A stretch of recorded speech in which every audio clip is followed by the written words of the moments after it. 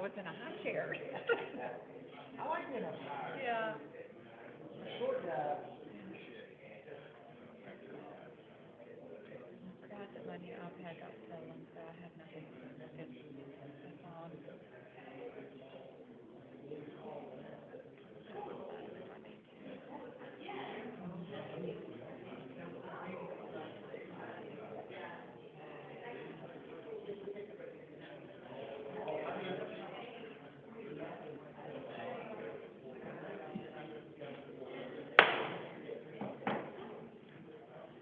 How's everybody doing? We're going to go ahead and call to order the Planning Commission for Monday, March 13th, 2023.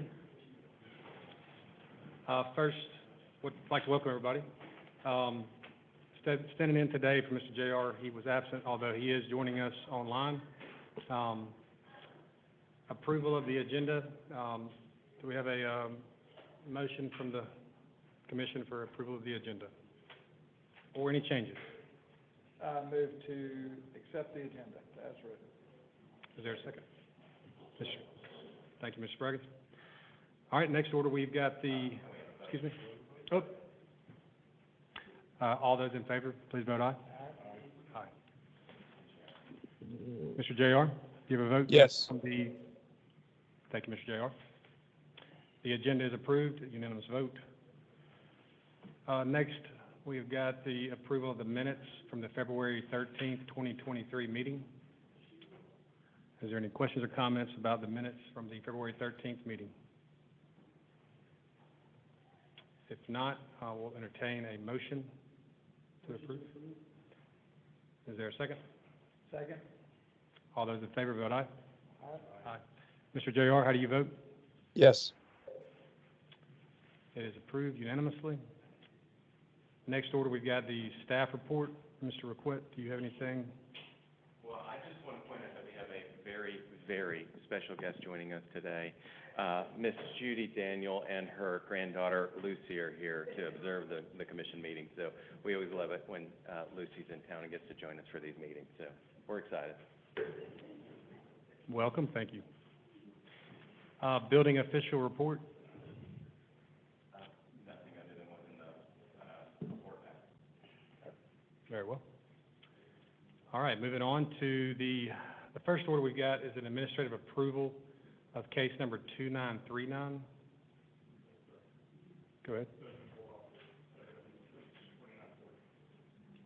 Okay. Okay, I see. I'm sorry, I'm looking online. Okay, all right, so before we get into, we've got a consent agenda item for public hearing for case number 2940. Before we get into that, do we need to make any changes, any movements from consent down to public hearing from the commission? Okay, so the first item on the consent agenda is public hearing for case 2940, The Grove on North Lamar. They have filed a request for site plan amendment for Savannah Square located at 1000 North Lamar Boulevard. I'll entertain a motion to approve. Motion to approve as submitted with the conditions listed. Can I get a second for that? Second. All those in favor vote aye. Aye. It is approved. That moves us now to the, excuse me? Oh, JR, how do you vote? Yes. Thank you. Okay, now we'll move on to the public hearings. The first item has been tabled, so we have public hearing number 2941. Johnny Morgan has filed a request for variance for a fence height maximum for 1005 North Lamar. Mr. Requette, when you're ready. Thank you. Yeah, this property is on North Lamar, and it's about 25,000 square feet, and it's zoned traditional neighborhood business. It's the former location of Main Event Catering, and the applicant anticipates a new tenant to be in this building later this year, and it will have a more day-to-day regular clientele that will be there. The adjacent property was recently removed of the kudzu and some of the cover that's there on the property, and it fully exposed a house, and that house is in a state of disrepair. The city has begun the process of declaring it a nuisance, And, but nonetheless, the applicant has concerns about the clientele showing up to this location, especially when much of the parking is in the front of the building, and exposing them to the view. If you look at some of the pictures associated with the staff report, you can see the rear part of the house the roof is completely collapsed on the house, and so they would like to screen that. And so they're requesting a 4-foot fence height variance to allow an 8-foot fence along the section, and inside your packet you can see where it's denoted from basically the front of the building all the way up towards that front curb. And as previously mentioned, the city's begun that process declaring the home a nuisance.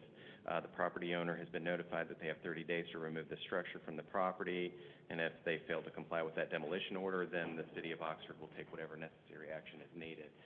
That being said, the homeowner did secure a demolition permit today to tear down that house. And so I think that process is imminent, and it may have already happened this afternoon, or it could be later this week. Nonetheless, I reached out to the applicant to see if they would like to withdraw or table this item or postpone it, and he requested that he at least be heard, because he doesn't know if they're going to move forward with it. He also doesn't know what it will look like at that time, how long it'll take them to clear up that site. So, and I can let him speak to those comments, but nonetheless, we did reach out to him. We don't necessarily see a problem with having a taller fence there to help screen it until that house is removed and those grounds are repaired. And in our conversations with the applicant, he was fine with having that as a condition of approval, that once the house is removed, then he would take down the fence. So staff did recommend approval with the 2 listed conditions inside your report. Thank you, Ben. For the commission, is there any? Mr. Morgan's here too, if you'd like to speak with him. Thank you, Ben. Mr. Harry? What is the requirement of the city, once it is removed, what kind of shape is it supposed to be left in? Is that kind of subjective, or? Jonathan Mizell, do you want to speak to that? Hey, Johnny, I'm going to have Jonathan speak to that too real quick.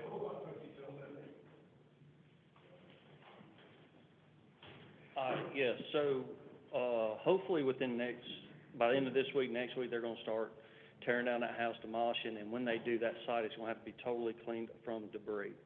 So the expectation is they're going to have a track hoe with a truck, loading up all the debris, and once it's all done, I'm going to push for it to be cleaned off, that way no debris is left on site or anything like that. We'll have to put grass seed down. We can have a discussion with that. That's not a requirement. But no, and I don't know really who would do that. I just know the other demolition that was done here within the last 2 or 3 weeks up there. The one further on up on the left-hand Right. side? Yeah, looked really good. So the same one who did that one is doing this project here. He's gonna do the same demolition on that house. Can I just happened to talk to the demo guy today. He called me about a project of mine, and, because he was trying to get his calendar lined up, and he just said randomly, I have to get that old beauty shop torn down. And I said, oh, when are you doing it? And he said, I'm waiting on 811. So even if he didn't call 811 till today, it's 72 hours. Right, yeah, I and mean, he told me, it's in his lineup, and when he says he's coming to do something, he comes and does it, and you can't tell anything was ever there. It is gone. yeah, Clean. the person who pulled it came and talked to me personally today in my office, and he told me that he was still waiting on that. I told him that was totally fine, just to kind of keep me in the loop, which he normally does. And I expect him to do a really good job once he finishes the demo and gets everything cleaned up. And we would require grass seed planted, wherever the foundation was, no disturbed earth would be allowed to remain. Y'all got any questions for me on that? Well, not for you particularly, but so I don't really know what the point of the variance would be then, now.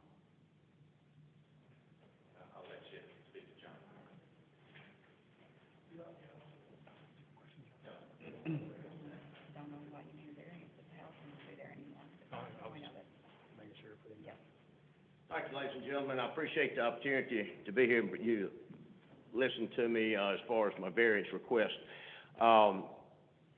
For, I guess, probably 5 or 6 years now, the house has been there, but nobody knew it because of the vegetation has overgrown it, okay?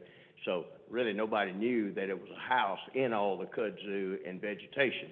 Now, I agree that the house, you know, probably needs to come down, and I know the owners well, and I called them and told them, I said, look, I said, I want to let you know that now that you've taken the kudzu off of it, the vegetation still is all scrub trees, on the lot, okay? And that vegetation is as much part of the lot as it was the house, as far as the detrimental aesthetics of my property I'm trying to lease. Okay, everybody I've tried to lease the property to says something's got to be done about that right there. So therefore, I'm making the request for a variance to build a fence, and when the house is down and the lot is cleaned up to a degree that it would be presentable like any other lot in town, okay, I want to take the fence down and glad to do it. It's going to cost me about $1,200 to put up a fence. Don't have any problem with that at all, but it's going to allow me to screen the debris in the house enough that I will be able to lease my property.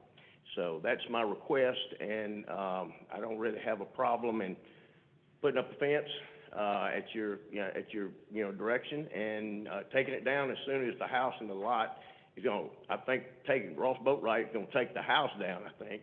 But as far as the house was not necessarily the problem, because it was covered up in the vegetation at one time and nobody even knew it was there. So the vegetation is as much part of it as the house is. But I appreciate your consideration. When you say the vegetation, do you mean all the existing trees? I think just all that scrub trees and stuff like that I have to trim back on my property line every year. So, you know, I mean, the house is down, the house can come down, you know, that's not a problem. You know, that's not a problem as far as, but the vegetation, at least, you know, make it look like any other lot in town. Any other, you know, if you had a house in Avon Acres, or if you had a house in, you know, any other subdivision in town that had that kind of vegetation on it, you'd make it clean it up. So anyway, that's all I ask. Well, and I think that we're willing to, you know, as part of the staff report that I wrote, we're willing to, you know, support the variance until the house comes down and have the, you know, the ground being cleared up from where it was all demolished and all that debris and all that stuff is removed and have that, Right. you know, I suppose have some grass established there. As for clearing all the trees and things like that, that's, you know, that's I think a little bit more of a different thing from our standpoint. So we're willing to support it, knowing that it's for the house, all that debris and everything within that, you know, that demolition zone to be cleared up. Right. Well, as I said, that's, what I request anyway, because the lot, the vegetation was a problem in the first place. Until they cut the kudzu back as of recently, nobody even knew there was a house in there. So what I was having a problem with was the overgrowth right next to me, right in the middle of town, and I think it's, you know, very significant. So I would request that, that be, a part of my variance. And, you know, as I said, that's the only way I can rent my property is to have it nice looking or have me a fence. Can I ask you a question? Yes, sir. On that, I see the red line there on the, information that was given, and I rode by there today to look at the, Second, 2 or 3 pictures show the vegetation. I'm not talking about, you know, planting grass or anything like that. I'm just talking about, there are no trees on the lot that are over 4 inches in diameter. They're just, you know, further back on the lot, the lot's a pie-shaped piece of property. And it is, I mean, right there, I think the setback is about probably halfway through that house, I'd say, probably the city setback. And, you know, the rest of it is just scrub trees that, at least need to be cut off at the stump or something. I mean, my goodness. But anyway, nevertheless, I'm just trying to do something that would, keep the consistent beauty of Oxford as far as lots on North Lamar. A lot of us have been working real hard to bring back North Lamar to a standard, and I appreciate the help that y'all have given us this far going forward, because it's the only artery you have going north and south out of Oxford other than the bypass. And so it's destined to grow, and we'd like to make it look nice.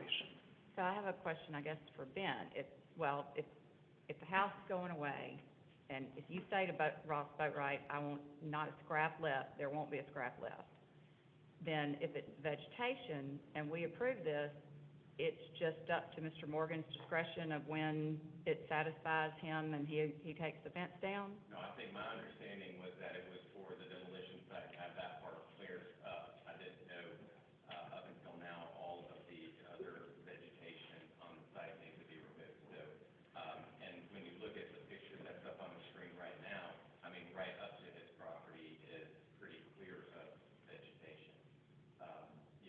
Maybe farther back on the site, but I mean, I don't know how much is screened by fence farther back on the site. Well, I tell you what, I will accept. I mean, you know, if y'all would like to take a personal look at it, I'll come back at your next meeting, for a review of it, and you look at it and decide for yourself if you think that just the house is going further beautify North Lamar, is what I'm saying. I mean, you know, that's y'all's decision, and y'all can certainly, y'all have the say-so. But, you know, all I'm saying is it definitely is a distraction for the things that have been done on North Lamar so far and that we're trying to do. And I understand Andy Callicut is doing some stuff that's gonna look real nice. And I think, you know, we're heading that direction up there. And I think, you know, staying consistent with it is very important. Let me ask, Yeah. John. If I'm looking at this aerial view correctly, if you go back to that other picture, Ben, that you had up there earlier, if I'm standing right there, that fence is gonna go as far to the left of the picture as possible, is that correct? Correct. So is that gonna limit any kind of sight pulling out of there when somebody pulls out of that parking lot? I think it's far enough away, from where the ingress and egress is at that location. Can I ask you a question? Ben, and you're the expert on this. One of the things that I wanted to ask about is, as you look up here and see the yellow line, on the property, that is my proposed fence, okay? There's a driveway here on the left at the bottom side of that. Now, this portion back here of the driveway, you see it looks kind of like a gully back here, that is on single family, okay? Now, the driveway with that goes to that house back there is also zoned single family. So what I'm asking is, yes, if that's single family, and if that's zoned single family, then the requirements are that you can't build within 50 feet of single family if you're building commercial. Is that correct?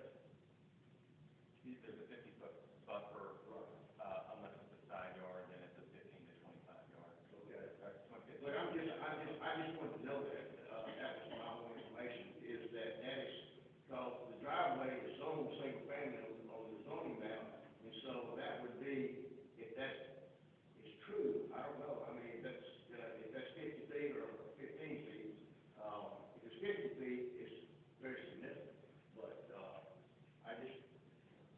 I was surprised to see that driveway being zoned single family. John, do you have any problem tabling this until after the next meeting? I don't have any problem at all. I'd like for y'all all to go take a look at it. See where we're at. Sure, Sure. sure, y'all go take a look at it and see what you think, we'll come back next month or next week or whenever y'all want to. Perfect. Thank you, Mr. Yes, Morgan. sir. Motion. We would entertain a motion to table, case number 2941. pending further information to the commission. Motion to table. Is there a second? Second.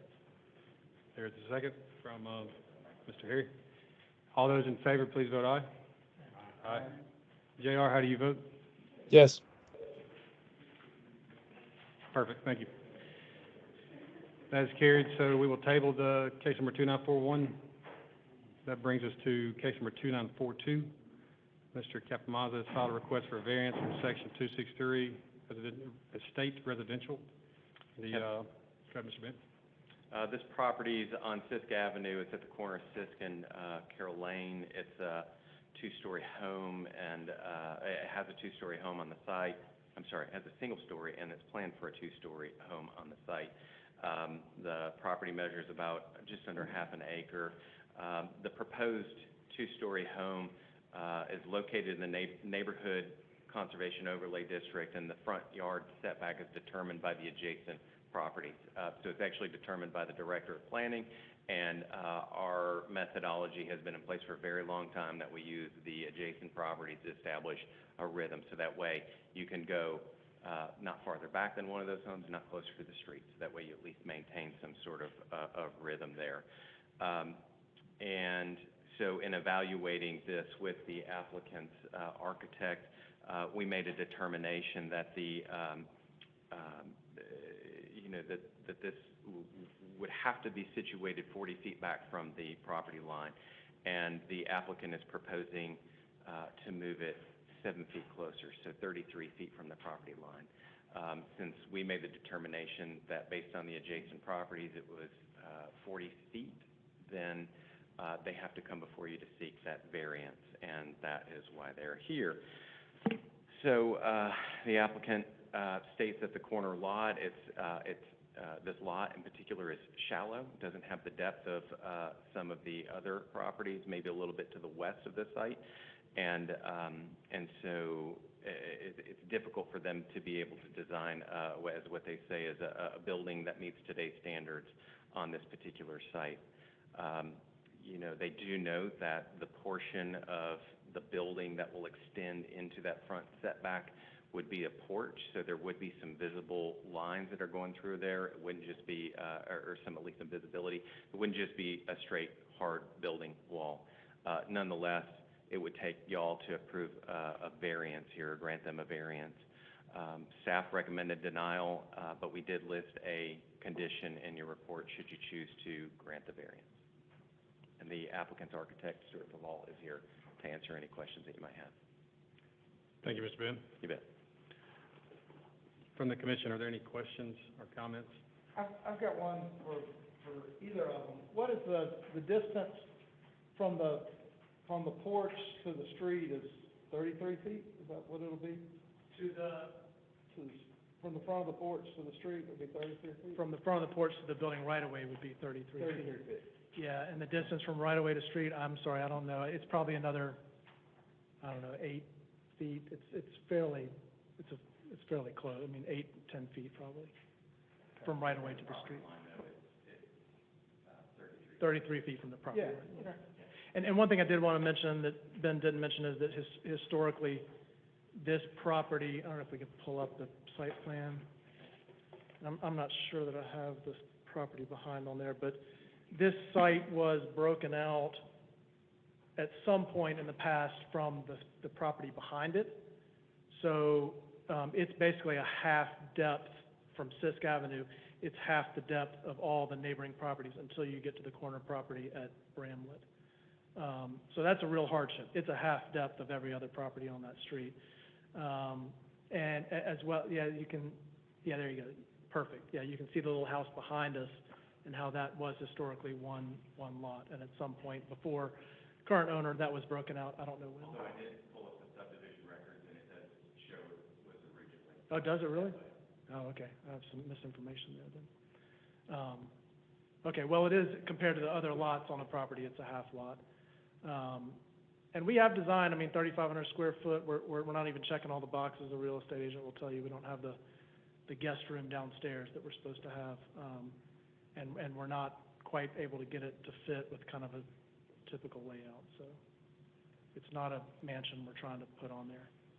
as well as terrain. So the other hardship I listed out is if you've been out there, you know, it rises 12, 15 plus feet from where we're placing the east wall of that house towards McLaurin.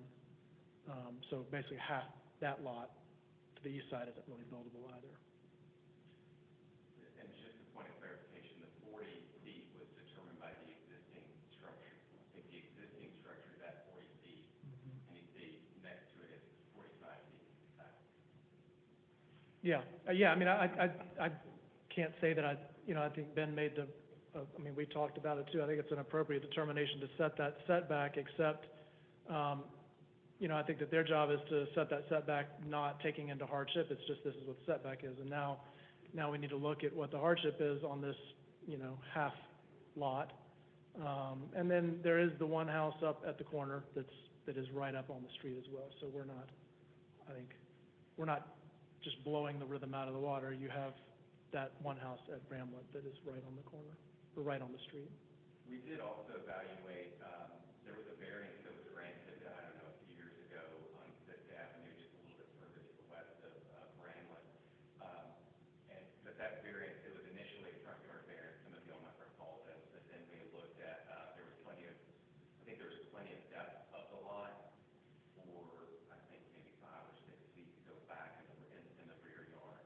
We evaluated on this site, and for them to move back 7 feet, it would put them a couple feet from the property line, which would create some fire code issues.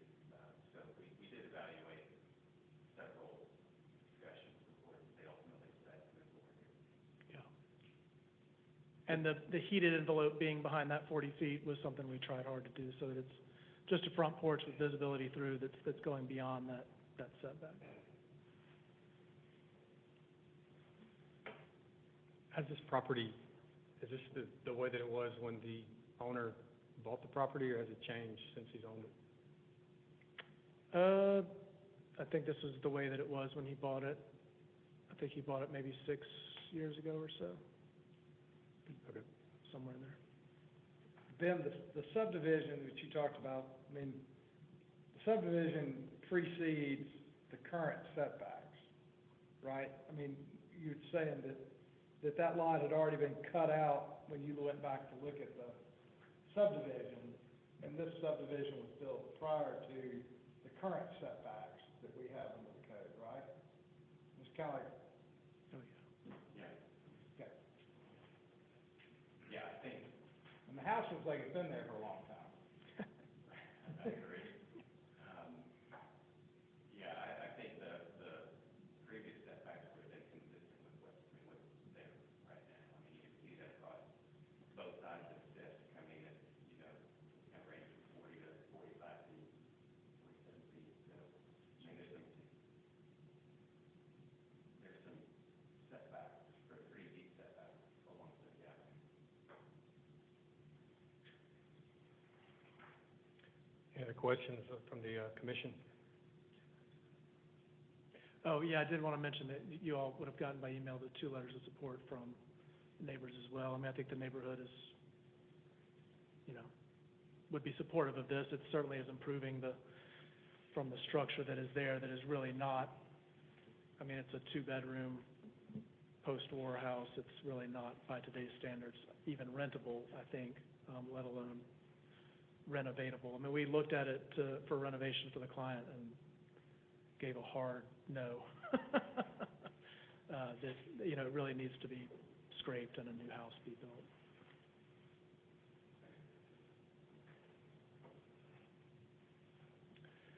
I don't have any further questions unless somebody up here, any questions?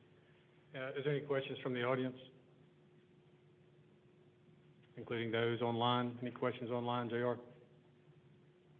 No questions. I think my only comment is that, even if it's a half lot, I don't think changing property lines is necessarily a good reason for a variance, and I don't see another justification for the variance. Thank you, JR. Any other further comments from those online?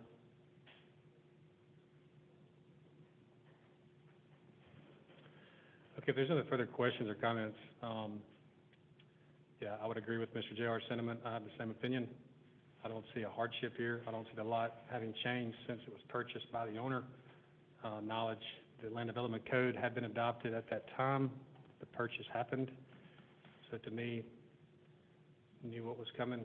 So, Well, I those do are my want to thoughts. say that, if I may interrupt, I mean, they didn't really know, and this is the last thing I'll speak, I'm sorry to interrupt you, but they didn't really know what was coming because the 40-foot setback is a determination made by Director of Planning, so, and not to get combative, I mean, I think they made the right determination, and we're now asking for the variance on the depth of the lot, but it's not, that 40-foot setback was not written in the ordinance, so it's not like they bought this property knowing, oh, well, the 40-foot setback is the setback, and then we're gonna ask for a variance. Once we started looking at it, that setback was set, right? It's not written, it was a determination made, so that it's not, they didn't realize this, they didn't buy it saying, we're buying this knowing we're gonna go for a variance on that 40-foot. It was set a month or two ago, you know? I have a question for just general, because when this comes up, is this the only thing I can think of in our code that is determined by the director? Everything else has a number to it, basically. And this could too, I mean, this is determined by the houses on either side, but it's the only thing that I can think of that is, well, let's ask the director, sort of thing. Right. So why do we do it that way, I guess is my question. Well, because it's, areas in and around the historic district, and so areas that might not necessarily be a part of the historic district, they could sometime be that, and it's a way to at least have some basic design control. That way you don't have somebody that comes in and builds something that's completely out of rhythm with the other homes that are in that street. So, a really good example of that is, A.M. Acres. I mean, this is kind of on the fringe of A.M. Acres, because we've seen a lot of homes that recently, within the past few years, have been torn down, and new construction has gone back, and yet it still maintains a pretty consistent feel across the board. So, you know, some neighborhoods, if you were to specify a particular number, it may work in one street, and it may not work in another street. But I guess the problem I have is, what is the continuity? Because you've got 16 feet down there at the corner, and then, you know, and then you've got the 40 feet, and we're talking about 7 feet, so what is, So, well, I think the 16 feet is kind of a bit of a misnomer there, because that's like an outbuilding. It's a separate building that might be attached by some sort of a breezeway. That home primarily faces towards Bramlett. But it is there. It is there. I mean, it is a wall, Yeah. it is there, That's right. 16 feet, so. But when you look at the rhythm of, It goes like this anyway, so, yeah, corners are hard. I mean, They always are. I had to get the same variance for my house, so, I mean, and it followed kind of the continuity. It wasn't exactly like the neighboring properties, but when you looked at the whole street, it met the continuity. And I think that's why he's here, for the exception to the typical, so. That's right. And I agree with Ben that this, I mean, y'all have had me, I've come up here and harped on, if it's a number, put it in the ordinance. Well, I think this one probably should not be. I mean, I agree that this is something, I think they have it right, it should be determined on a case-by-case basis. This is not a number for a neighborhood like this you want to put in the ordinance, you know? well, and I would speak, my opinion of it is that, especially since it's a porch, it's lines, see-through lines, 7 feet on a street with large lots. It's kind of a Christmas tree in the forest. I don't know that you'll ever notice it once the house is built, you know.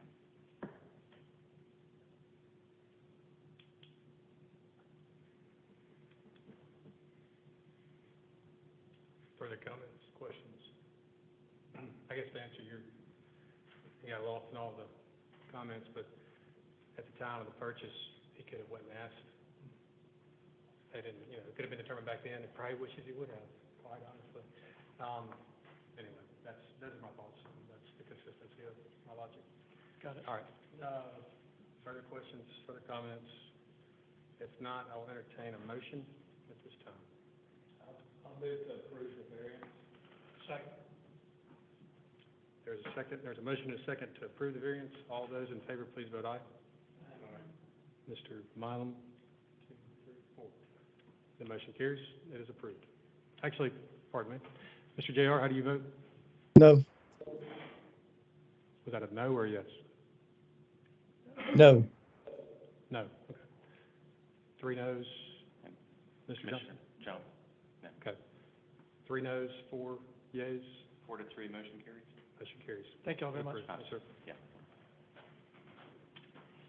Okay, that brings us to public hearing case number 2943, Smith Building.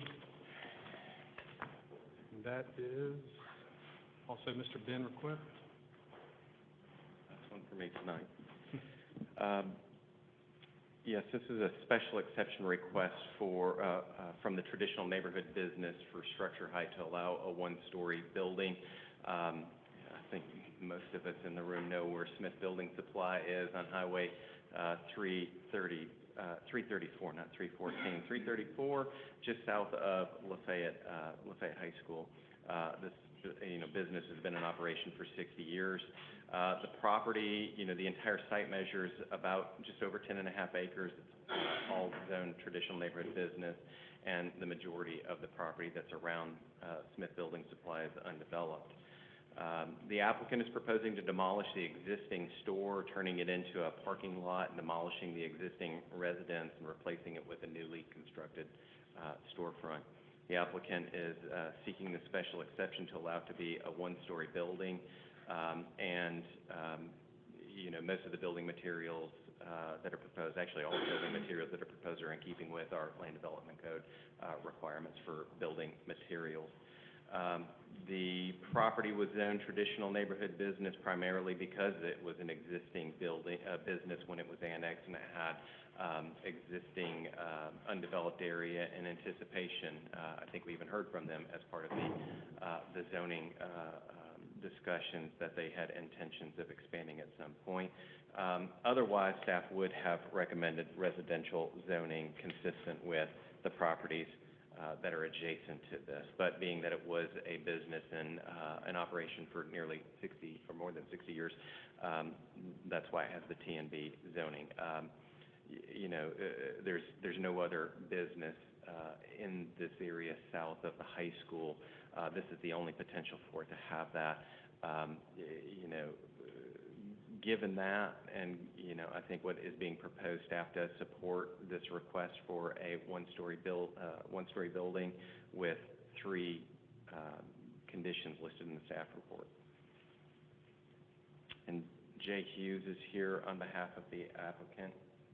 Should you have any questions for him? Thank you, Ben.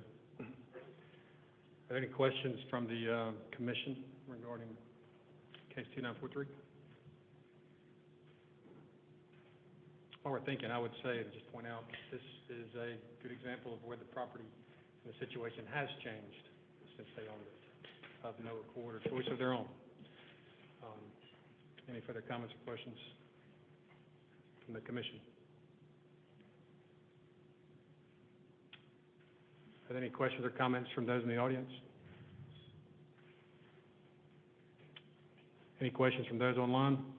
Mr. JR? no questions. If there are no questions or comments, last call. If there are none, I will entertain a motion at this time. Motion to approve with the 3 listed conditions. Motion to approve, is there a second? Thank you, Mr. Mullen. There's a motion and second to approve case 2943 for Smith Building Supply. All those in favor, please vote aye. Aye. It is approved. JR. Mr. JR, how do you vote? I vote yes. Yes, thank you. Thank you. Case 2943 is approved. That brings us to case 2944. Mr. Baxter.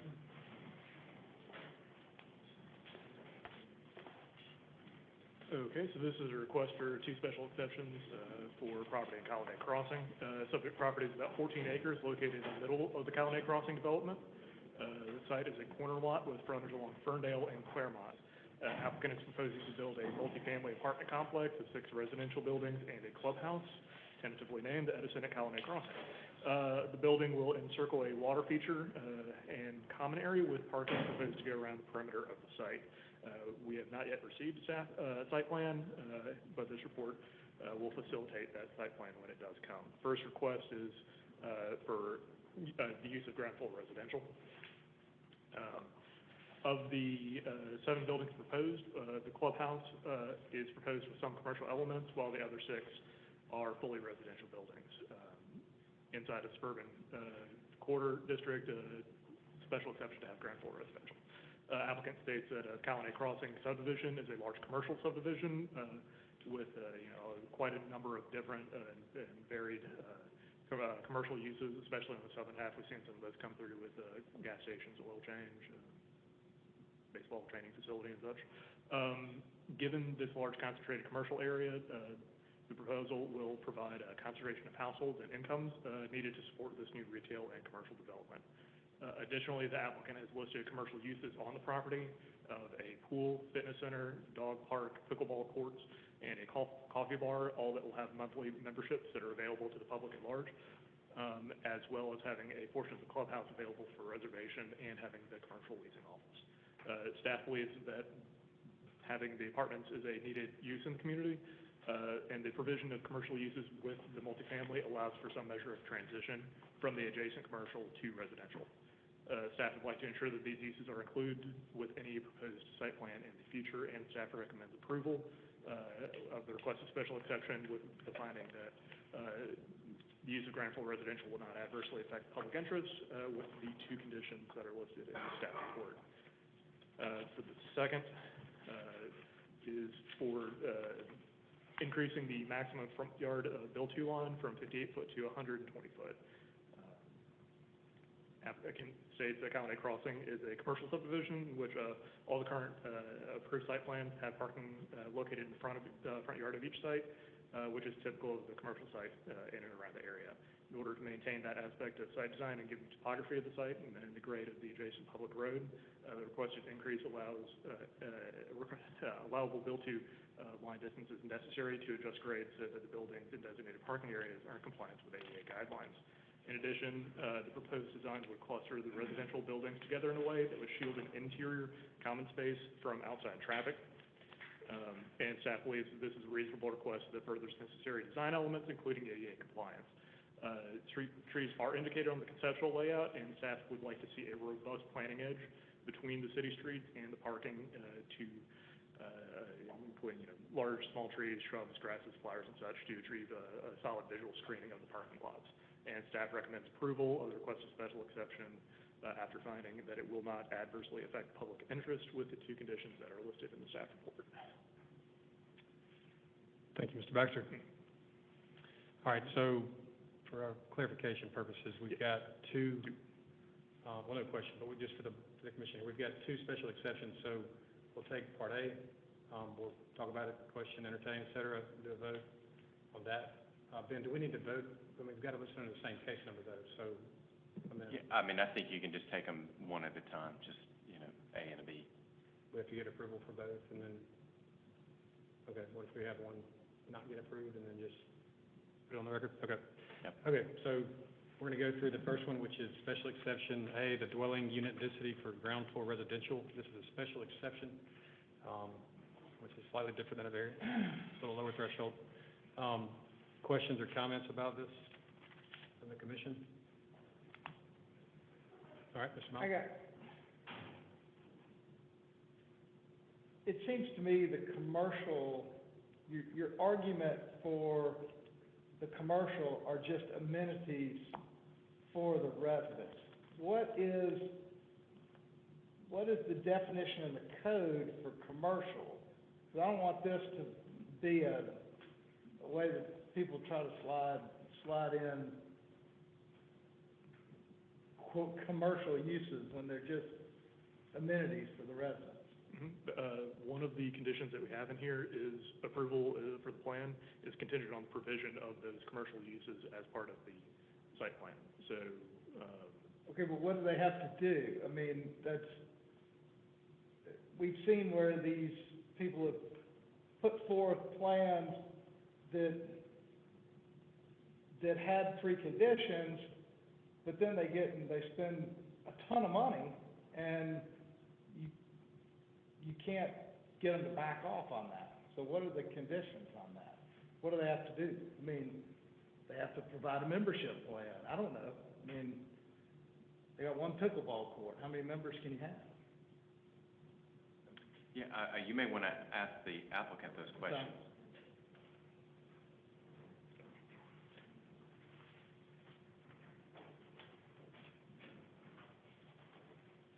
Good afternoon, John Granberry, Granberry and Associates. I'm representing the applicant. I'm the engineer for the project.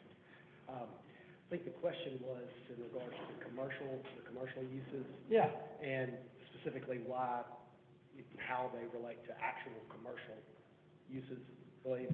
And the memberships will, and we can discuss this with the developer, but they will have a membership plan in place, for those specific amenities. They will be amenities for, the residences there, but, memberships are available, for general public. And I don't know how to prove that, to you, other than the fact that, maybe a copy of a membership agreement in the future. No, I don't need any proof. It seems to me that those are amenities for the residences. And then once you get to the point where you've built the thing, I don't want people to use amenities for the residents as a commercial use to subvert the zoning, is my concern.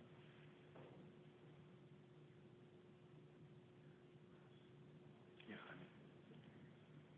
Now, trust you, if you say you're gonna do it, Yeah, you're that's gonna do all I it. can- Well, and thinking about that, either it's residential or it's commercial.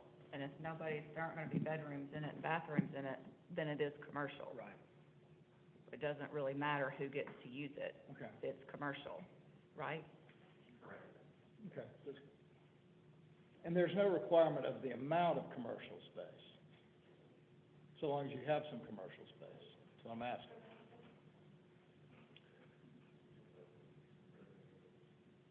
I think the entire ground floor has to be Commercial, commercial. That's what we're okay. entertaining.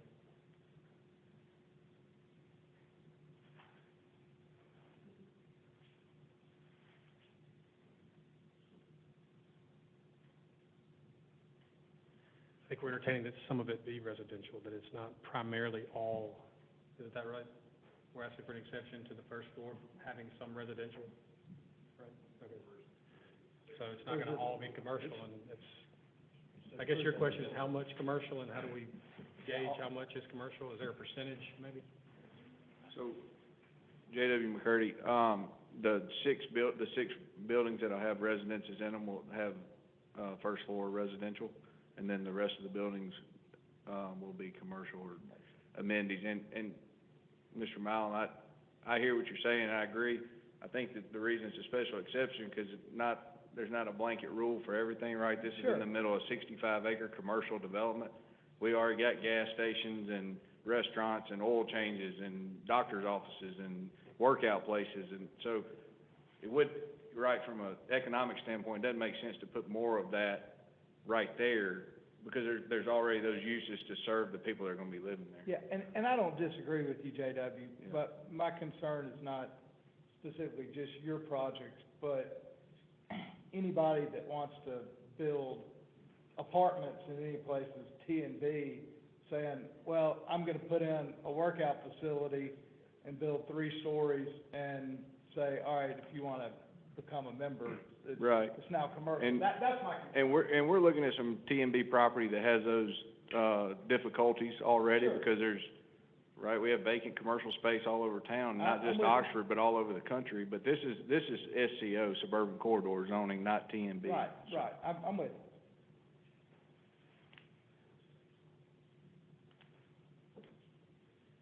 All right, just make sure they got it clarified. If you're looking at your map, there's 6 buildings, those are all residential, and then there's a clubhouse. That's gonna be the commercial part, commercial access to the pickleball court.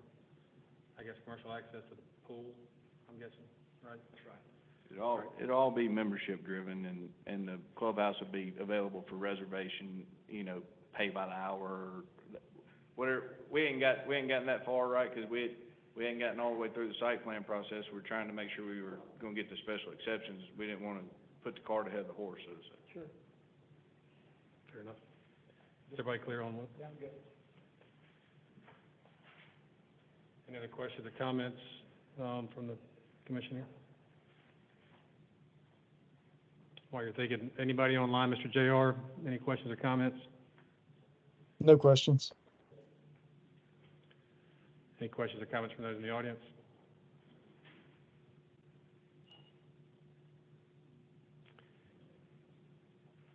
Okay, if there's no questions or comments, we're going to go ahead and entertain a motion. Again, this is only for special exception Part A, the ground floor residential.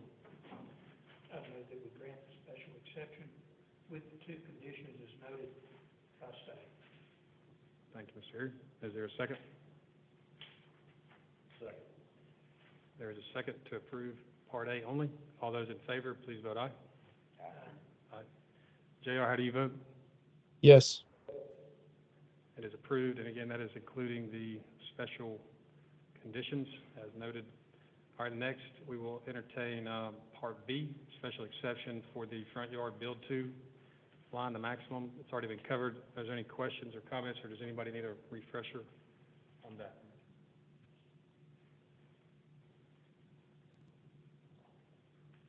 Everybody clear on what we're contemplating? If there's no questions from the commission, is there any questions from those in the audience here today? Anybody online? Mr. JR, any questions? No questions. Okay. If there's no further questions or comments for Part B, we'll entertain a motion at this time. I'll move to approve Part B, subject to any of the listed conditions. Thank you, Mr. Mahon. Is there a second? Second. There is a second. Thank you, Mr. Johnson. All those in favor of approving Part B, please vote aye. Aye. JR, how do you vote? Yes. It is unanimous. Case number 2944. Thank you, gentlemen. Case number 2944 is approved. Unanimous vote. 2945 is our next case, and it is Mr. Baxter, Oxford Commons. So a lot of this will also pertain to the next case as well, because they're both about the Oaks, which is the phase of Commons on the far side of the power cut, kind of north of where Sisk turns into FD Buddy East. Y'all heard previous preliminary plats for 7, 8, 19, and 27 last year. This is going to be for phases 1, 2, 3, 9, 11, 12, and 18, which will essentially start at the intersection of FD Buddy East and Sisk, and kind of come up in a loop up to those previously approved preliminary phases. Grand total, it's about 30.16 acres with 47 lots in between 0.165 and 0.62 acres, and some areas that are designated for conservation. The proposed lots comply with the dimensional requirements of the underlying zoning, and the density is appropriate to that area of the PUD. So this is in tract N of the PUD, and is allotted 386 lots. After this, you'll get 305 lots remaining in tract N. Sidewalks are indicated along that. Bicycle lanes were not indicated on the construction documents, but the road width does allow for those, and the applicant has stated that they do want to build those. Tree mitigation and open space are governed by the 2016 tree mitigation variance and the 29 PUD plan that requires at least 14% land preserved as well as 20% open space. Areas are indicated for conservation and open space on the plat, and those areas will eventually require an update of the approved tracking spreadsheet to indicate location of those areas to be dedicated, size, how it's to be conserved, and whether it is to also be considered part of the tree mitigation requirements. Street trees are indicated along the roads that comply with landscaping standards of the LDC. For these parts of the preliminary plat, temporary cul-de-sacs are gonna need to be indicated at the temporary dead ends for Lakewood Hill, Berkshire, and Buckingham Drives for emergency vehicle, turnarounds, and additional fire hydrants are gonna be indicated, so that you've got no more than 400-foot runs, between fire hydrants. Engineering has provided comments, related to access, water, sewer, and stormwater. Of note, this traffic impact study is gonna be required at some point in the future here, with the change, to Lakewood Hill Drive, not connecting through to the, preserve. Staff does recommend approval of the requested preliminary plat for the Oaks at Oxford Commons phases 1, 2, 3, 9, 11, 12, and 18, with the 9 conditions that are listed in the staff report, and I believe applicant's engineer is online, if you'll have any questions. Thank you, Mr. Baxter. All right, case number 2945. Any questions or comments from the commission?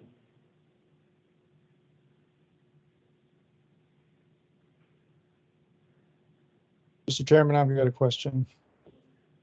Go ahead, Mr. JR. My question's about the access for these phases. I see that there are 2 access points off of Buddy East Parkway, but that amounts to 1 access, right? Because there's no other access except coming up Buddy East from Sisk Avenue. So what's the timeline on having a true second access point? So as of right now, between the previously approved phases, or previously preliminary platted phases and these, you'd be at 79 lots, which is the maximum that is allowed by the land development code before you need a secondary access. At this point in time, I do not believe that the developer has any plans for extending until we get that secondary access. And Paul probably. Yes, this is Paul Cushing. I'm representing the applicant. And sorry, I couldn't be there tonight, but yeah, Robert's correct. We're proposing the maximum number of lots that are allowed off one point of access, 79 lots.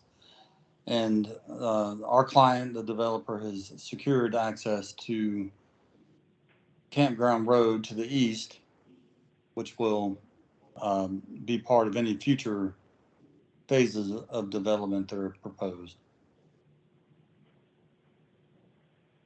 Thank you, Paul. I'd also add, JR, the next case we're going to consider, which is the final plat 2946, we've got several different conditions talking about access and kind of addressing a few of those situations. Basically, it won't move forward until we get some final answers on access before it goes before the Board of Aldermen, et cetera. So I had some similar questions as well. So I think we'll get a lot of clarity on that. Also, not a question, just more of a commendation on the so the ductile, the 8-inch ductile iron that's going to be used. I had never heard of that, and just commend whoever made that decision, because that looks to be a far superior product, effect-wise, and then efficiency-wise, and then for the environment-wise. So pat on the back there, Mr. Paul, whoever was responsible for that. Any further questions? Well, you can thank Rihanna for that. We criticize, might as well say good job when it comes up.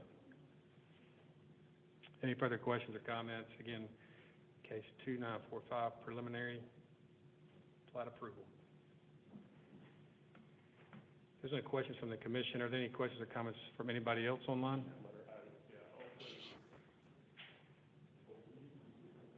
Yeah, so y'all should have received, there was a letter of objection that y'all should have received. If not, we do have copies of this in the official record. So. Okay. What's the basis for the objection? Just cliff note it.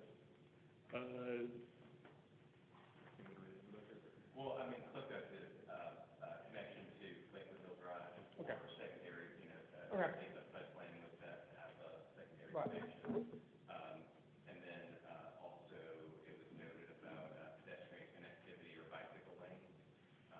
And I think it's the applicant's intent to maintain the bicycle lanes along, I'm sorry, I may not, No, you got it. was, but, for Paul that's on there, and he can better speak to it, but I believe it's the applicant's intent to, maintain the bike lanes on Buddy East as it, extends, further to the north. It doesn't necessarily, I guess it doesn't necessarily show that, but I think that was his intent, and he said that he would provide us with a striping plan that would show that.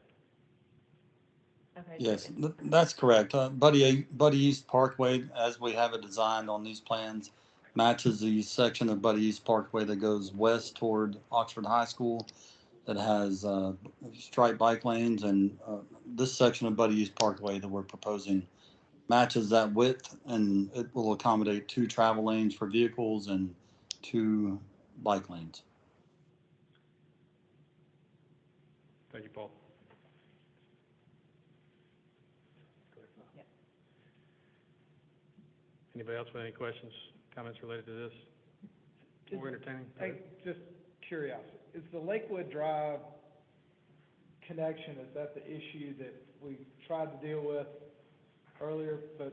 Yep. Okay, yes, and so the resolution is no Lakewood Drive? As of now. Yeah, okay. Okay, we've got several conditions. They will be in the record. Do we need to read those all? Okay. If there's no further questions or comments, we'll entertain a motion on case number 2945, preliminary plat approval.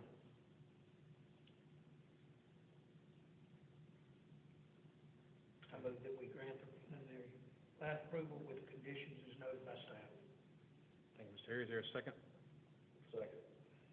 Thank you, Mr. Perkins. All those in favor, we are voting yes on 2945. Please vote aye. Aye. Aye. It is approved. Mr. JR, how do you vote? Yes. Thank you. It is unanimously approved. Case 2945 brings us now to 2946, which is the same project. This is actually final plat approval, though. And Mr. Baxter, if you need to add anything? Yeah, just that it's, we're coming back for amendment to the prelim and then for the final because of the modification to the circulation plan due to, Lakewood Hill Drive. It's, yeah. Everything's pretty much exactly the same as the last case, just, 4 different phases. Going for the final this time. Certainly. I would say, I would just point the commission to, a lot of these, conditions do address some of the access issues that were raised a while ago. There's various other checks and balances, if you will. Talking about Lakewood Hills Drive is item 4.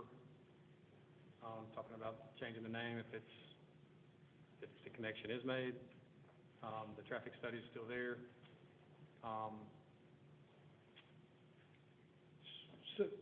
Go ahead. So, Robert, just so I'm clear, you said in the previous case that they had 79 lots approved from phase 1, 2, 3, 9, 11, 12, and 18.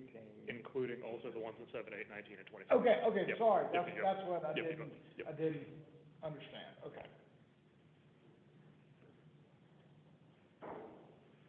But as it's drawn right now, Lakewood Hills Drive is still on the plan to be connected, correct? I don't think, I'm sorry? it looks like to me, at least from what I've seen and heard, it's trending not gonna happen. I understand that. But it's on the PUD. Correct. That's what we're entertaining. Yeah, can you remind me why? I'm having trouble remembering when y'all were saying we dealt with this before. I don't This was, Okay. this was for the Blackburns wanting to That- subdivide that into right, 3 lots and Okay. So put a that's gate up that on the going road Right, okay. to control the access. I remember that, I just couldn't tie it into this for some reason. But if I'm right, then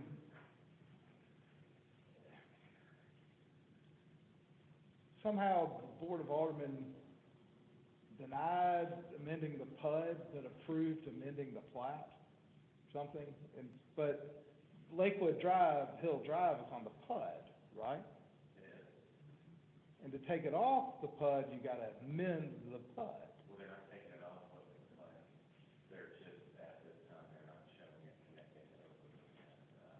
how can you approve a plat as part of a PUD that, Hey, Paul Watkins, would you like to chime in on Commissioner Mylum's I'm question? asking, it just doesn't make any sense.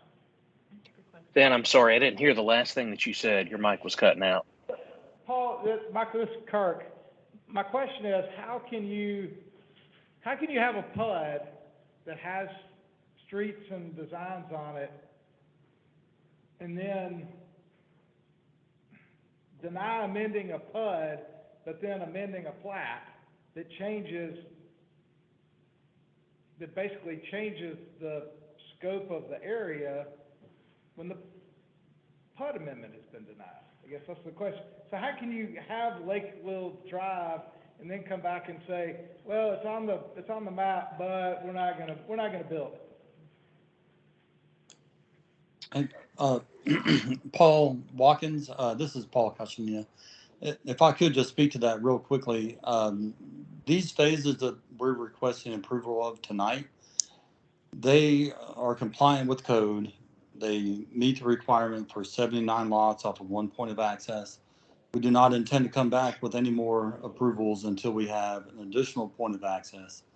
And currently that's intended to be toward Campground Road to the east, as is shown on the drawings that we submitted.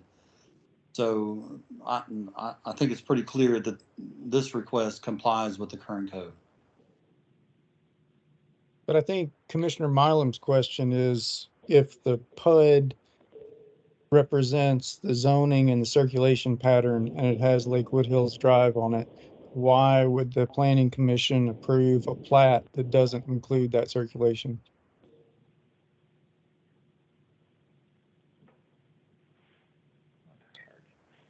And I guess the best answer to that I can give y'all is that, and Ben, jump in here, that it is part of an evolving PUD that doesn't have to be developed at once, and the developer is making the choice right now to develop it to the extent they can without having to open up further infrastructure. I mean, Paul, is that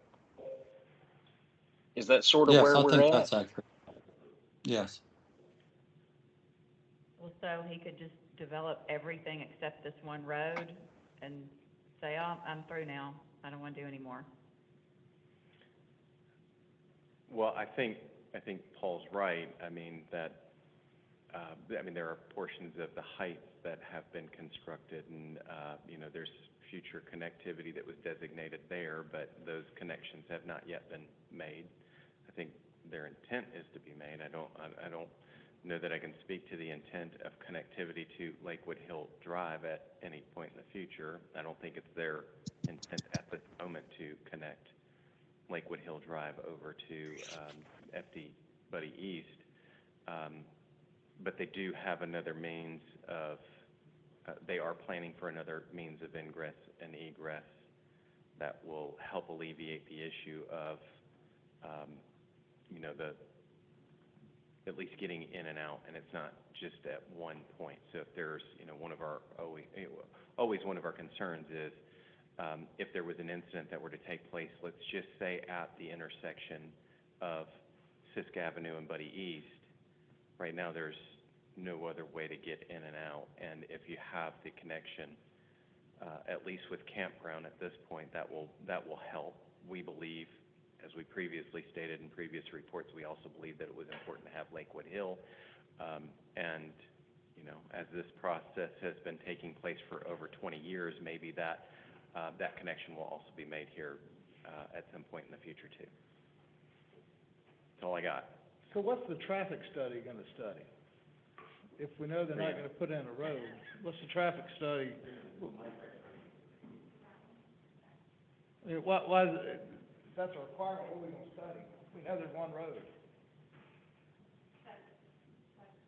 The traffic study is to determine what that intersection at Sisk Avenue and Buddy East would need to look like. Because when the original traffic study was done for the entire development, there were other connection points. And so what is gonna happen if Lakewood Hill is not connected and other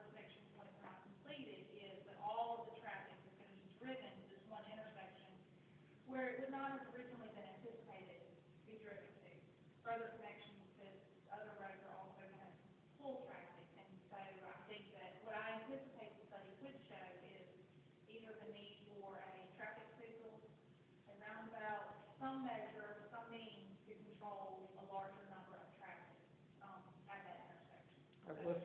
Let's circle back on that. So we've built millions of dollars worth of infrastructure based on the connectivity plan and the PUD, that now we're gonna have to go back and amend to make bigger at our expense? The developer, as he has been building and constructing all of Oxford Commons, and it has been, at his expense, the city and the county jointly built everybody east and Fifth Avenue, that connection. But he would have to build, make the improvements, and that's what the traffic study is to look at, is what the existing infrastructure can handle versus proposed development. And so I think the lack of connectivity is a change, and that's the reason that I put in here the requirement that they have to do a new traffic study if that connection to Lakewood Hills is not provided. Because I do think that's a significant enough change that it will drive, a change in traffic. And the, site plan that you're looking at, they are considering, well, the multi-phase, the preliminary plat, they are allowing room so that if they need to make geometric improvements at that intersection, there's space available to do that. And I would agree with that. Brianna is correct. If a future traffic impact study for future phases of development of this area of the Oaks, if that triggers the need for improvements at Buddy's Parkway or otherwise, that cost will be borne by the developer, David Blackburn. And I guess those remaining lots on the backside of those other phases that have not been completed That he has to pay for that, the developer. would have to be approved at some point in time after the study has been done, correct? Is that written somewhere?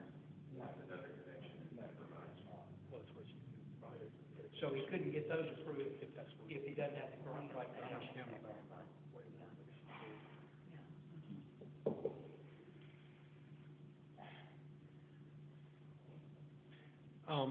Put on the record, I guess, everybody can, the commission is up here, we were talking, sorry, Mr. Gary was, there was a general concern about, it's good that we're talking about this, but none of it is quoted in writing.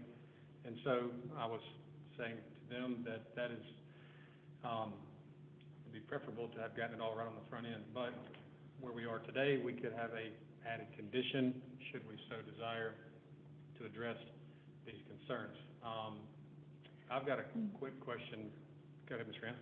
I would just also say that the final plat for those phases that the board previously just heard, that final plat would be that would be the opportunity as well, before that final plat is approved, to have, those improvements agreed upon and in writing. That would be the point. So the preliminary plat allows them to do grading, and there was a condition in that case as well regarding the need for the traffic study and, those improvements, so. That's 1, 2, 3, 9, 11, 12, and 18? Yes, and that is, my board pack crashes, but there was a condition in there, regarding the traffic study. So, it is also in the previous case that y'all heard as a preliminary plat. And you still have one more. But the You'll only see that one more time. requirement is that they conduct a traffic study. Well, There's no requirement that they do anything if you determine that the traffic is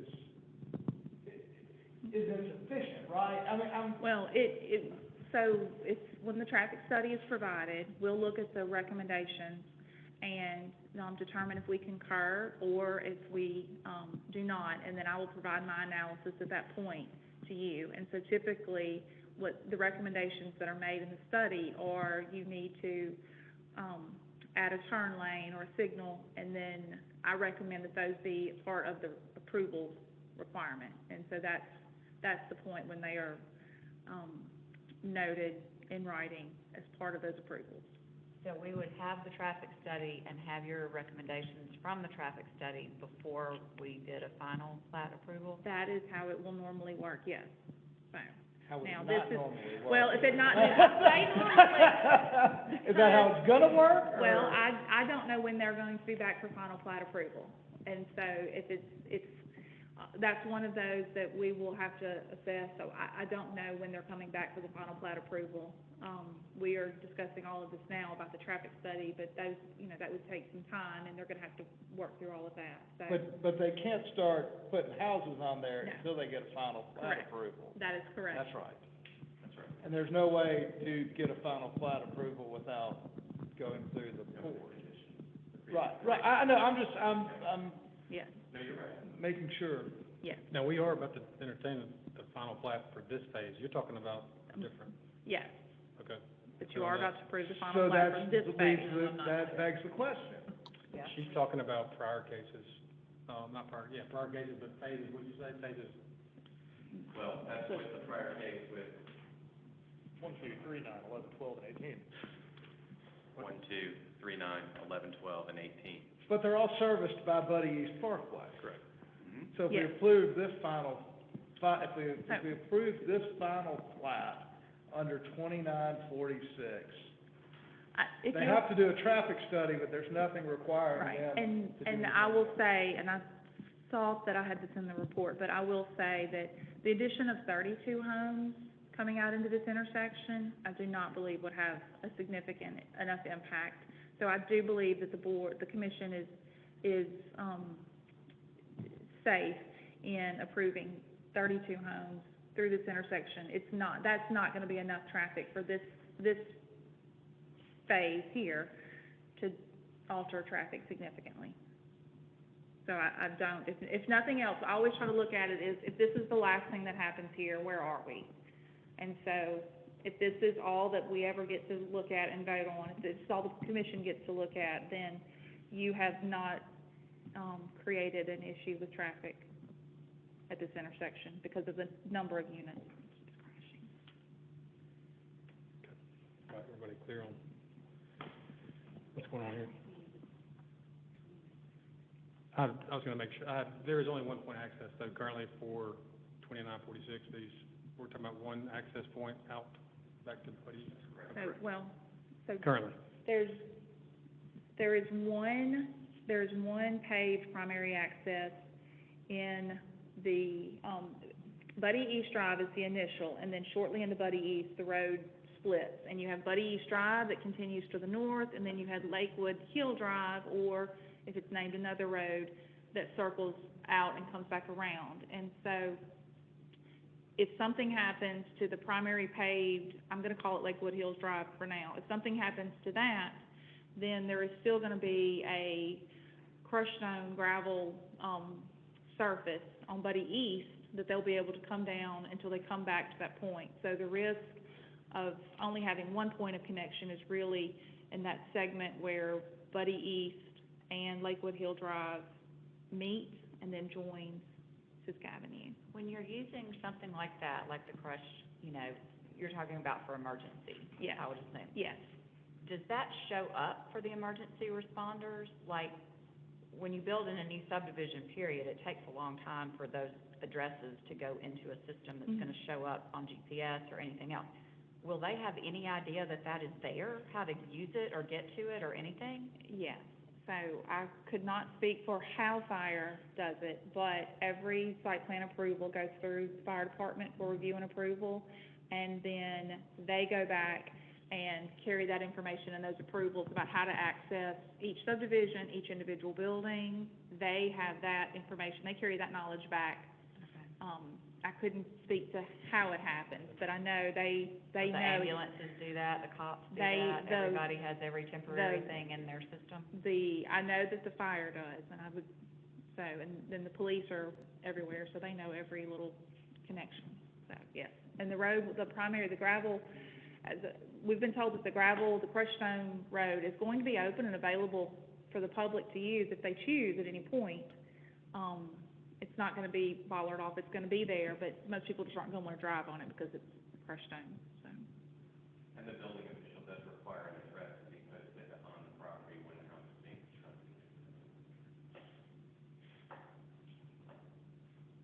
The Rihanna, without the crushed stone access for a second, if we just look at the paved portion on the plat, it looks to me like this doesn't satisfy the code in terms of a long dead-end street. Is that true? We have had extensive conversations, and I apologize, I keep trying to pull this up, and my iPad is, crashing. So, when we have looked at this, we are saying that because it's multi-phases, if this was all that is ever built, then you've got a number of long streets in there that don't have the additional connections. But it is how we have considered PUD developments as far as having parts of other phases. So I don't know that I'm giving you a yes or no answer. I can say that it is consistent with how we have been looking at Oxford Commons and similar PUDs that are similar multi-phase developments. Yeah, I appreciate that. I think just the one comment I'd make in this case is that there have been some recent major changes to the plan, right? And so where in other cases, the phasing happens more or less the way we expect it to, most of the problems we're considering here were created by changing the circulation in the first place. And so worst case, we could be looking at nothing else happening and just having that long dead end portion of Lakewood Hills that runs into Buddy East. Well, I can speak to this. If you're looking at the master plan, we're not proposing any dead end streets that are longer than 800 feet. And that's specifically what the code speaks to, is permanent dead end streets. And that's not what's being proposed. Yeah, I appreciate that. I think the pushback is that I'm not sure that the master plan means anything in the commons at this point, right? Because I think Paul Watkins' creative term was evolving PUD. JR, what Well, about I think it is an evolving PUD. Yeah, I think any PUD is an evolving PUD. And if you look at the master plan, our circulation does not propose any permanent dead end streets longer than 800 feet.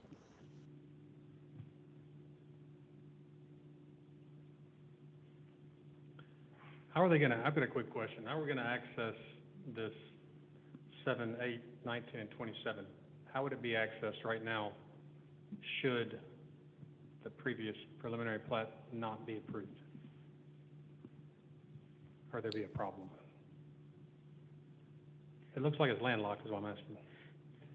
It is.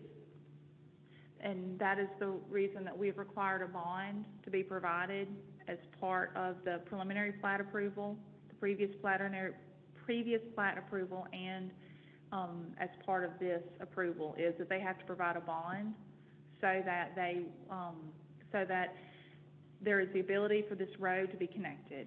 So, I'm trying to look and see which condition number it is, but. I saw that. Would it go to Buddy East? Is that what it would connect to, or which? Yes, Okay. it is for the connection out to Buddy East, and it's the same bond that would be required for any final plat. So typically, more recently, we have seen final plats come at the point that they're ready to build houses. They get the preliminary plat, and then they go and they put all their infrastructure in, and then they come back and get final plat right at the last moment, just to save on bond costs and all of that. But they could get final plat approval on day one, preliminary plat, final plat together, and then, just provide a bond that assures that infrastructure is installed. And so we're requiring a bond as part of this approval, so that we know, once this is approved and houses can be sold, that there is a way, whether the developer builds it or the city has to call the bond and build it, it will be built. So these homeowners have that protection, that they're gonna have a road to get into. Would it be where it's drawn on the map? Would it be that road, or? I'm not sure which one, let me see what you're looking. It's the road that goes down to, I guess it's called Woodbine Circle. So on It's on the preliminary, it's on the previous case report. The preliminary plat approval, it's gonna be on that previous report, is where you're gonna see that road connection. Okay. Right, the connection will be Berkshire, and, and that'll extend down to Lakewood Hill Drive, or whatever it's eventually named, and then to Buddy's Parkway. And yes, Rand is correct, that there will be a bond, a very large bond, that's posted by the developer, and it will secure the construction of that road that protects all of those lots, um, to the north that we're discussing. Thank you, Paul.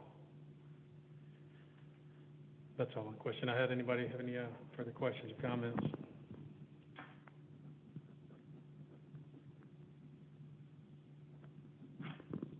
Any questions from those in the audience or online?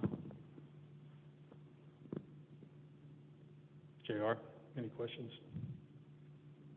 I guess my last question is just, I'm not quite clear whether that section of Buddy East that's, that would connect them, I think it's the one that's in question that would connect via crushed stone. If that would be included in the bond or not, and if it's not currently, could we include it in the bond? It will be included. Okay. Thank you.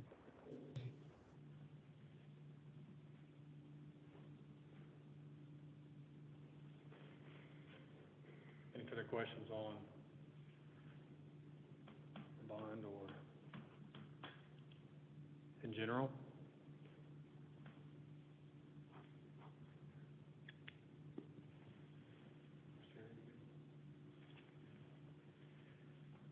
Okay. If there are no further questions at this time for case 2946, we'll entertain a motion.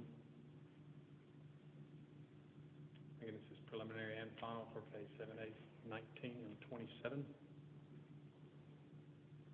with 10 conditions. I would move that we grant the request of preliminary and final plat approval for the Oaks, pages 7, 8, 19, and 27, with 10 conditions as noted by staff. Thank you, Ms. Ferry. We have a motion to approve, subject to the 10 stated conditions. Is there a second? Second. Thank you, Mr. Spraggins. All those in favor of approval, please vote aye. Aye. Okay, Mr. Mullin, was that a yea? Okay. Mr. JR? Yes. All right, it is approved, unanimous approval, 2946. Unless there's anything further, we stand adjourned. What? Excuse me? Is there a motion regarding adjournment? Second. Thank you. All those in favor, please vote aye. Aye, Mr. JR? Yes. Thank you. We are adjourned.